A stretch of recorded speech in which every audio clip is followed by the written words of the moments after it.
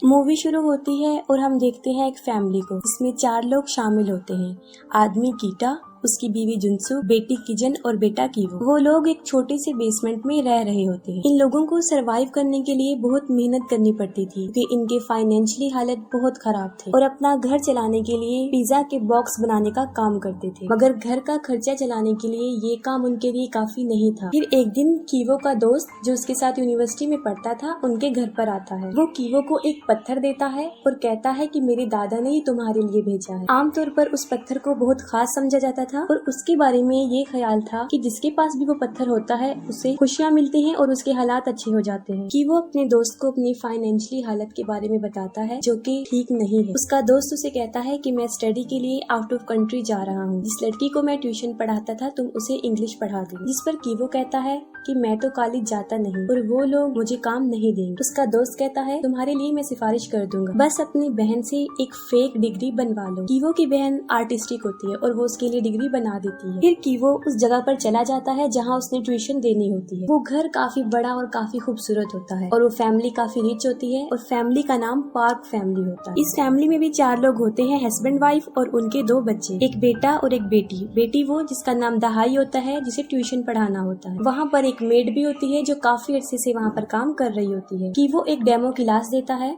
जिसमें दहाई की मदर भी उसके साथ बैठ जाती है। वो कीवो से सेटिस्फाई हो जाते हैं और उसे काम दे देते हैं। फिर कीवो को पता चलता है कि उस लड़की के छोटे भाई दासोम को पेंटिंग का बहुत शौक है। इस मकसद के लिए उन्होंने बहुत सी टीचर्स को हायर किया था, लेकिन कोई भी परमानेंट नहीं रुकी। कीवो सोचता है कि मेरी बहन आर्टिस्टिक है तो मैं उसे इसका पेंटिंग टीचर बना देता हूँ। फिर वो दासोम की मदर से बात करता है कि मेरी एक कजन है जो आर्टिस्टिक है, मैं मशवरा देता हूँ कि आप उसको हायर कर लें। दासोम की मदर ये सुनकर राजी हो जाती हैं और अगले दिन की वो अपनी बहन को जेसिका नाम की लड़की बनाकर इंट्रोड्यूस करवाता है। असली नाम इसीलिए नहीं बताता ताकि किसी को शक ना हो कि वो दोनों बहन भाई हैं। और किजन जेसिका बन के उस बच्चे की आर्ट टीचर बन जाती है और कहती है कि मैं आर्ट थेरेपिस्ट भी हूँ और अपनी बातों से उन लोगों को इम्प्रेस कर लेती है। अब ये दोनों बहन भाई उन दोनों बहन भाई के टीचर्स बन के काम करने लगते हैं। और जब जेसिका की पहली क्लास होती है तो उस घर के मालिक यानी सॉम के फादर भी वहाँ पर पहुँच जाते हैं और अपने ड्राइवर को कहता है कि वो जेसिका को घर छोड़ाए और वो ऐसा ही करता है। ड्राइवर जेसिका को घर छोड़ने का कहता है क्योंकि काफी देर हो चुकी होती है। जेसिका ड्राइवर को कहती है कि आप मुझे मेट्रो स्टेशन पर ही ड्रॉप कर दीजिएगा और ड्राइवर उसे वहीं ड्रॉप कर देता है। और जेसिका जब गाड़ी में बैठी होती है तो वो जानबूझकर अपनी पैंटीज गाड़ी में छोड़ देती है। वो ऐसा इसलिए करती है ताकि उनके ऑनर को शक हो जाए कि उनका ड्राइवर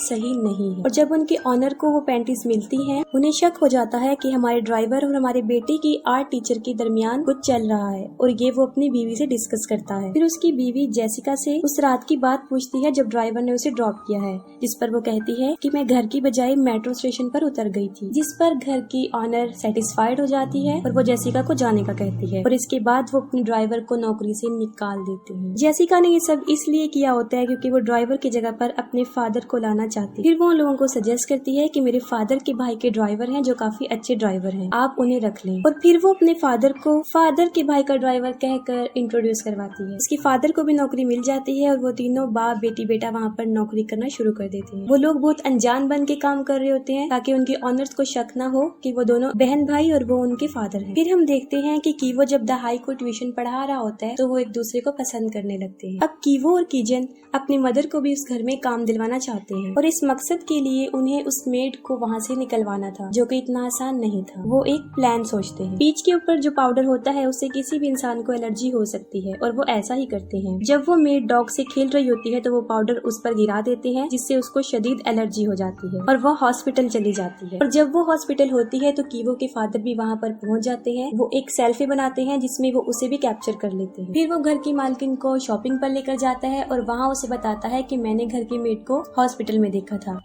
और जब मैं सेल्फी बना रहा था तो वो भी बीच में आ गई और ना चाहते हुए भी मैंने उस लेडी की बातें सुन ली हैं। उसे टीबी है, लेकिन उसकी मालकिन उस बात पर यकीन नहीं करती। फिर वो अपनी बेटी किजन को मैसेज ड्रॉप करता है कि हम 3 मिनट तक घर पहुंच रहे हैं। मैसेज देखते ही किजन दोबारा से पीच का वो पाउडर मेड पर डाल देती है और उसे फिर से खांसी होना शुरू हो जाती है। और इस दौरान घर की मालकिन भी वहाँ पहुँच जाती है और वो लेडी एक टिश्यू इस्तेमाल करती है और फिर उसे डस्टबिन में फेंक देती है। फिर उनका ड्राइवर डस्टबिन की तरफ जाता है जहाँ उसने टिश्यू फेंका होता है। टिश्यू पर वो सॉस ग्लास गिरा देता है और अपनी मालकिन को दिखाता है, जिससे उसे यकीन आ जाता है कि मेरा ड्राइवर ठीक कह रहा था कि उस मेड को टीबी है। फिर वो अपने ड्राइवर को कहती है कि तुम इस बात का जिक्र अपने मालिक से ना करना, वरना वो काफी गुस्सा हो जाएंगे। और फिर वो उस औरत को भी नौकरी से निकाल देते हैं और उनका ड्राइवर बड़ी चालाकी से अपनी बीवी को एक कुक के तौर पर इंट्रोड्यूस करवाता है और बिल आखिर उसकी बीवी को भी नौकरी मिल जाती है। और फिर वो चारों लोग एक ही फैमिली में काम कर रहे होते हैं और किसी को शक भी होने नहीं देती कि वो एक ही फैमिली से हैं। बड़ी चालाकी से वो अपने नाम चेंज करके रह रहे थे। उन लोगों के हालात काफी बदल चुके होते हैं। गरीबी से उन लोगों के हालात काफी अच्छे हो जाते हैं, अच्छा खाने को मिलता है और अच्छी पे ले रहे होते हैं। फिर द सॉम का बर्थडे होता है और पार्क फैमिली उसे सेलिब्रेट करने के लिए एक पिकनिक पर जाने का फैसला करते हैं और वो उसके लिए चले जाते हैं। उनके जाने के बाद ये चारों लोग एक पार्टी सेलिब्रेट कर रहे होते हैं। वो लोग काफी इंजॉय कर रहे होते हैं कि अचानक से डोर की बेल बजती है और दरवाजे पर वही पुरानी मेड खड़ी होती है। वो कहती है कि मेरा कुछ सामान वहाँ पर रह गया है जिसे मैं लेना चाहती हूँ। जुनसुक उसे अंदर आने देती है और फिर वो लेडी बेसमेंट में चली जाती है। काफी टाइम गुजरने के बाद भी वो लेडी वापस नहीं आती, जिस पर जुनसुक वहाँ जाकर देखती है तो वो एक कबर्ड को धकेल रही होती है। वो उससे हिल नहीं रहा होता क्योंकि उसके नीचे प्लेट फंसी होती है। जुनसुक उस प्लेट को निकाल देती है और वो अलमारी अपनी जगह से हट जाती है। उस अलमारी के नीचे दरअसल एक रास्ता होता है, एक खुफिया रास्ता जो नीचे की तरफ जा रहा होता है। वो मेड वहाँ पर चली जाती है और देखती है वहाँ पर एक आदमी है। हकीकत में वो उसका हस्बैंड होता है। उसने यहाँ पर छुपा कर रखा होता है। उसे यहाँ पर तकरीबन 4.5 साल हो जाते हैं। पार्क फैमिली को इस बारे में नहीं पता होता क्योंकि उनसे पहले जो फैमिली यहाँ पर रह रही थी वो उन्हें नहीं बताती और ये लेडी काफी अरसे से यहाँ काम कर रही होती है। ये सब जानती है कि यहाँ एक खुफिया रास्ता है। उसने अपने हस्बैंड को यहाँ इसलिए छुपाया होता है क्योंकि उसके सर पर कुछ कर्जा होता है जिसको अगर वो नहीं उतारेगा तो लोग उसे मार देंगे। फिर वो मेड जुनसुक को कहती है कि तुम हफ्ते में एक मरतबा मेरे हस्बैंड को खाना दे दिया करो, यहाँ पर फ्रिज अवेलेबल है, इसके बदले में मैं तुम्हें पे कर दूँ। जुनसुक इनकार कर देती है और पुलिस को कॉल करने का बोलती है, जिस पर वो औरत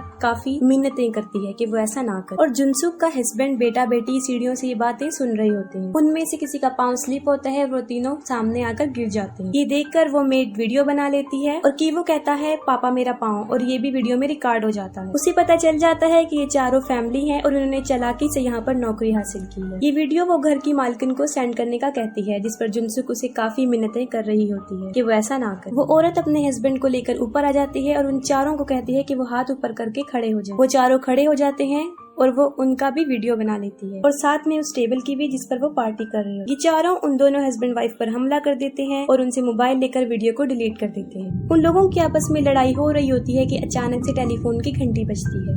जुनसुक फोन उठाती है और ये घर की मालकिन का फोन होता है। वो कहती है कि तेज बारिश की वजह से ट्रिप कैंसिल हो गई है और हम 8 मिनट तक वापस आ रहे हैं, और वो उसे खाना बनाने का बोलती है और 8 मिनट तक उन्हें घर का सारा सामान भी सेट करना था। काल के दौरान वो तीनों उन दोनों हस्बैंड वाइफ का मुंह बंद करके खड़े होते हैं। फिर वो लोग उन हस्बैंड वाइफ को बांध कर दोबारा बेसमेंट में छोड़ आते हैं और उसके बाद सफाई करना शुरू कर देते हैं। और ठीक 8 मिनट के बाद वो फैमिली घर पर आ जाती है और वो लोग घर की सफाई भी कर चुके होते हैं और पाक फैमिली को जरा भी शक नहीं होता कि उनके आने से पहले यहाँ पर क्या कुछ हो चुका है, और वो लोग भी फिर छुप जाते हैं। वो लोग खाना खाते हैं और घर की मालकिन जुनसुक को बताती है कि एक बर्थडे की रात को मेरा बेटा केक खाने के लिए उठा था, तब उसने एक भूत को देखा था, लेकिन वो भूत नहीं होता, वो उस मेड का हस्बैंड होता है और ये लोग समझते हैं कि शायद वो कोई भूत।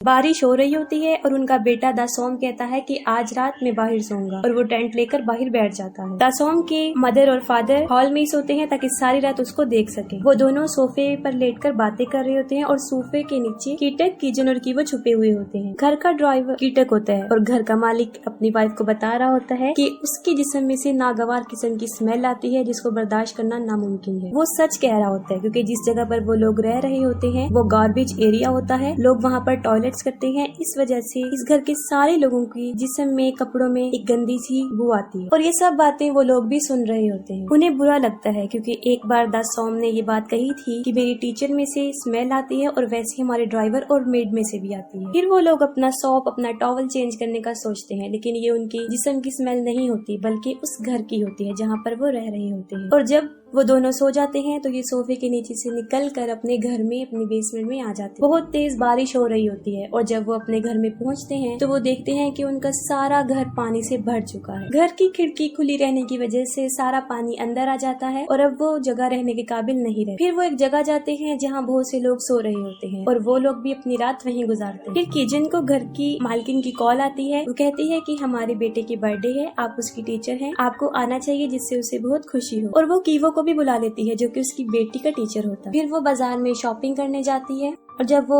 गाड़ी में बैठी होती है तो उसके ड्राइवर में से एक अजीब किस्म की स्मेल आ रही होती है और वो अपने नाक पर हाथ रख लेती है, जिस पर उसके ड्राइवर को काफी बुरा लगता है क्योंकि वो नहीं चाहता कि लोग उनके साथ ऐसा रिएक्ट करें। उसकी मालकिन भी ऐसा करना नहीं चाहती लेकिन उसे ऐसा करना पड़ता है। फिर पार्टी चल रही होती है और कीवो और उसकी स्टूडेंट दहाई ऊपर होते हैं और कीवो उससे पूछता है तुम्हें लगता है कि हम इनमें से एक हैं? वो अपने जवाब को यस कहते हुए सर हिला देती है, लेकिन वो इनमें से एक नहीं होते और वो सोचता है कि बेसमेंट में जो लोग हैं अगर वो ऊपर आ गए तो इनका राज फाश हो जाएगा और फिर उन्हें नौकरी से भी हाथ धोना पड़ेगा। फिर वो कुछ सोचते हुए वही पत्थर जो उसके दोस्त ने दिया था उसे निकालता है। वो उस पत्थर को लेता है और बेसमेंट में चला जाता है जहाँ वो मेड और उसका हस्बैंड होते हैं। घर की मेड की एक रात पहले ही मौत हो चुकी होती है क्योंकि जब वो लोग इन्हें नीचे लेकर जा रहे होते हैं तो वो भागकर ऊपर आने की कोशिश करती है, जिस पर जुनसुक उसे टांग मारती है। वो गिर जाती है और मर जाती है। उन चारों को भी इस बारे में पता नहीं होता कि वो नीचे पहुंच जाता है और उसके हाथ में वही पत्थर होता है। किसी तरह पत्थर उसके हाथ से गिर जाता है लेकिन वो बड़ी चालाकी से चुपके से जाकर उस पत्थर को उठा लेता है। वो उन दोनों को मारने आया था ताकि उनका राज कभी भी उनके सामने ना खुले, क्योंकि वो अपनी फैमिली को बचाने के लिए कुछ भी कर सकता है। और वो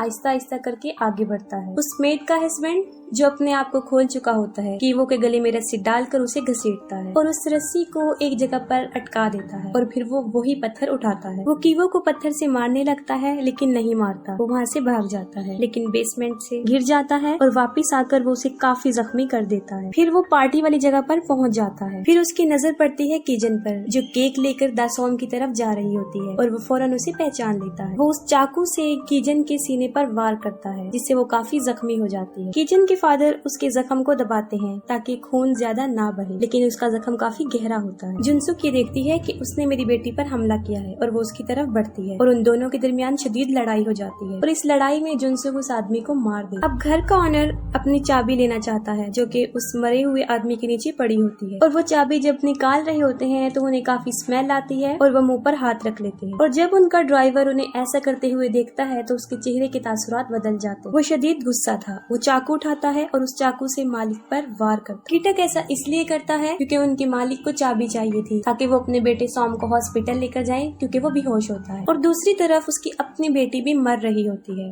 लेकिन उसके बारे में उन्हें कोई ख्याल नहीं आता। कीटक अपने मालिक को काफी हैरानी से देखता है क्योंकि जब वो पुरानी मेड के हस्बैंड के नीचे से चाबी निकाल रहे थे वो नाक पर हाथ रख लेते हैं जिससे उसे बुरा लगता है क्योंकि उसकी जिस्म में से भी सेम वैसी स्मेल आ रही होती है और वो खुद को उस आदमी के साथ रिलेट कर लेता है। अब उसे इस बात का एहसास हो जाता है कि हम जैसे लोगों को ये लोग हकारत की नजर से देखते हैं। इस तंग नजर देखने की वजह से वो उन्हें चाकू से मार देते हैं और उसके बाद वो ड्राइवर गायब हो जाता है। कीजन मर जाती है और कीवो बच जाता है लेकिन उसकी मेंटल एबिलिटीज डिस्टर्ब हो जाती हैं। फिर उन माँ बेटे पर धोखे, चालबाजी और साजिश का केस चलता है लेकिन कोर्ट उन्हें कोई सजा नहीं देता, कुछ इंस्ट्रक्शन देता है और छोड़ देता है। पार्क फैमिली वो घर सेल कर देते हैं और जर्मन फैमिली उन्हें खरीद लेती है। वो लोग इस घर की हिस्ट्री के बारे में नहीं जानते थे और उसके बेसमेंट में आज भी कीटक होता है यानी वो ड्राइवर, क्योंकि वो अपने मालिक को मारने के बाद यहाँ पर आकर छुप जाता है और किसी को पता नहीं चलता और फिर वो मोर्स कोड के जरिए यानी लाइट ऑन ऑफ करके वो अपने बेटे को ये मैसेज देना चाहता है कि वो आज भी जिंदा है और यहाँ पर छुपा हुआ है। मोर्स कोड बेसिकली एक सिग्नल समझा जाता है जो दो लोगों को आपस में कम्युनिकेट करता है, जो किसी को मैसेज भेजने की फैसिलिटी रखता है। उस बल्ब के थ्रू वो सिग्नल ऐसे भेजता है, वो उसे डिफरेंट टाइम में ऑन ऑफ करता है और अपने बेटे को सिग्नल सेंड करता है। उसका बेटा कीवो जो कि दूरबीन से सिग्नल को देखता है, उसके पास एक कोड आता है जिसको वो डिकोड करके मालूम कर लेता है कि उसके फादर आज भी जिंदा हैं और उसी बेसमेंट में है और उसे इस बात का पछतावा होता है कि उन्होंने पार्क फैमिली के ऑनर को मार दिया और वो उनकी तस्वीर के सामने जाकर अपोलोजाइज करता है। फिर कीवो कहता है कि एक दिन मैं बहुत पैसे कमाऊंगा और हम वही घर खरीद लेंगे और बेसमेंट में तुम ऊपर आना और हम वहीं पर तुम्हारा इंतजार करेंगे। ऐसा हो जाता है कि वो घर खरीद लेता है और कीटक उस बेसमेंट से बिला खौफ बाहर आ जाता है, अपनी फैमिली से मिलता है, लेकिन ये सब कुछ उसकी एक सोच होती है, हकीकत में ऐसा कुछ भी नहीं होता और यहीं पर मूवी एंड हो जाती है।